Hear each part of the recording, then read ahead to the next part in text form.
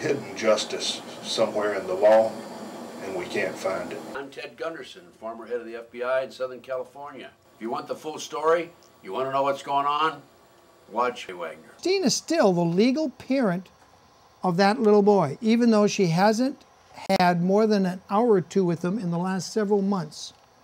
And they're doing everything they can to auction that boy off for $10,000. In my case, my 388 was, I want the right to an attorney of my choice. I want the right to submit evidence. I want the right to have witnesses. And I want a right to trial. I was denied that right. Oh, it was supposed to be 3 times a week. I was supposed to see my son. Oh, was it 3 times a week? Oh, yeah. Court order said 3 times. That was in a court order? That was in a court order. Did anybody obey that court order from their side? No. And they said, we want him out of here. 3 times they interrupted the judge and said, we want him out of there. And I thought that was really interesting because they had 3 people not involved directly with the case, but were supervisors for her public defender pretender sitting there. Her public defender pretender's supervisor was sitting there. They had somebody who was a supervisor over the guardian ad litem there. And they had somebody from Child Protective Services there who didn't speak, didn't say, but they're sitting back in the gallery. In fact, the one lady, the Oriental lady sitting in front of me, we were in direct line with the judge, and the judge said, I'm going to give Christine 2 minutes to say what she wants to say, because that was the deal. She wouldn't fire her new attorney if she got 2 minutes, because she's been firing the attorneys one right after the other because they wouldn't do their job right. So the attorney explained that. The judge said, okay, what do you want to say? And we're setting your trial date, because now remember, it's 2.5 years they've taken her child. She has not had a trial by any kind of trial, not a jury trial, judge, no trial. They just stole her kids. That's kidnapping by the government. Lady in front of me, she's sitting just like I could have reached out my hand and touched her. When Christine went over the 2 minutes, she's going like this to the judge.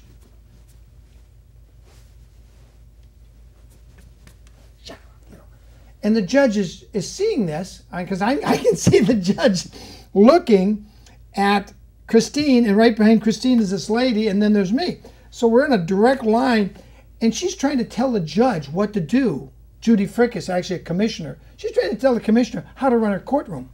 And I was thinking, if I was Judy Frickus, I wouldn't care what bureaucracy you were from. I'd say, bailiff, take that woman into custody for disturbing my court and trying to tell me how to run my court. Lock her up. That's what I would have done. But Judy Frickus just ignored her and let Christine go on and on and on for about 5, maybe 8 minutes. And 3 times, Christine got it on the record for the first time, people, that her son had been molested while in the protective care of Child Protective Services. And every time she said that, county counsel would say, we want Mr. Wagener out of there. We don't want him here. Why not? I already know this. They don't know that I've been doing background work on this case for years. But they didn't know that. They just wanted me out there because they think I'm going to hear something. They don't want the public. And that's why these cases should be open to the public. Don't you agree, PJ? Well, the Constitution says that no hearing or no trial by jury shall be done in private. It says that they have to be in public.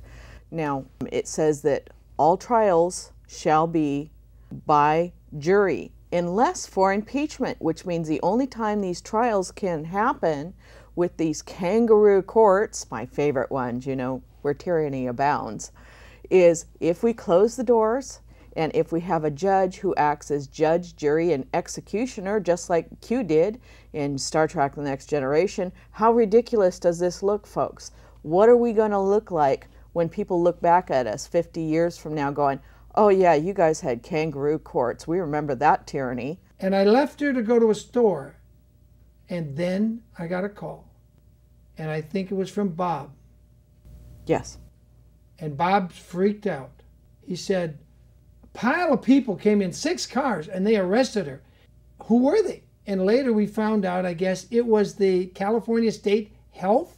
Yes, it was Health Services. Health services Public got health cops to go out services. and arrest people? They weren't cops. They were health service agents. So they Yeah. weren't even cops. Which means that they violated 1414.1, which says anybody with the right to arrest a juvenile who violates the Constitution and usurps a person's rights can be charged for a color of law violation.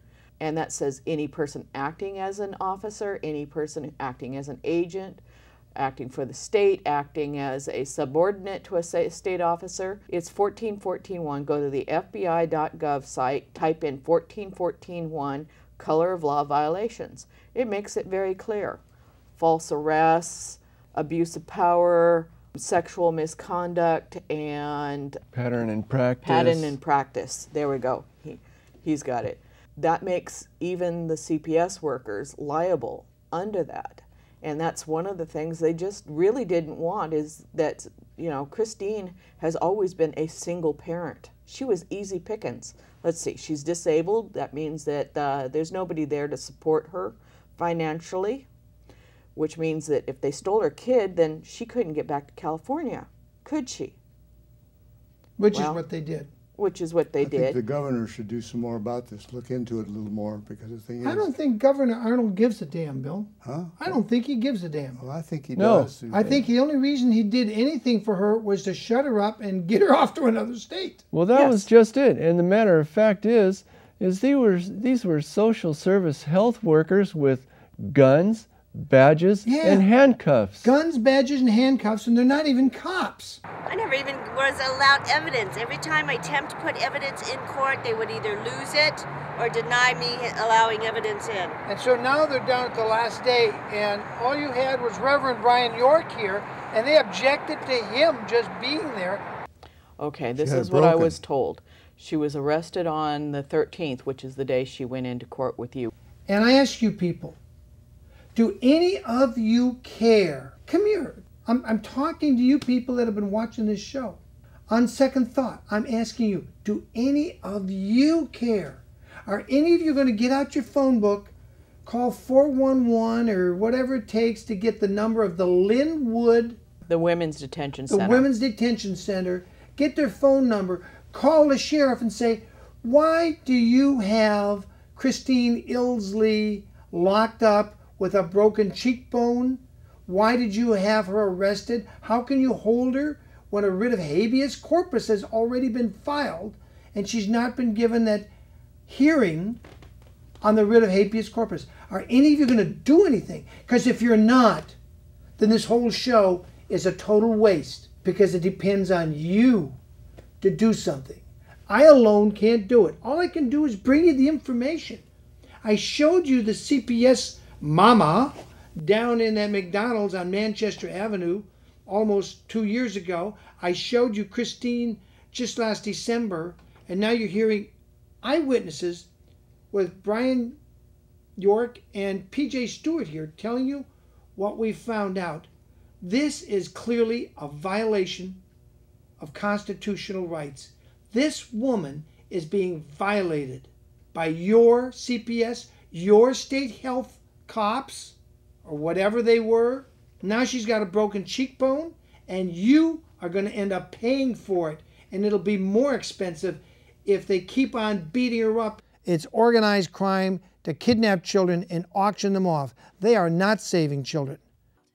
But really, is there any way of resolving the ills of today? Please help us make this a better place. Help us heal the world. Heal the world. We are the voice of the people, the public at large. And we're crying out, where is the justice of mankind? How can I stop these crimes?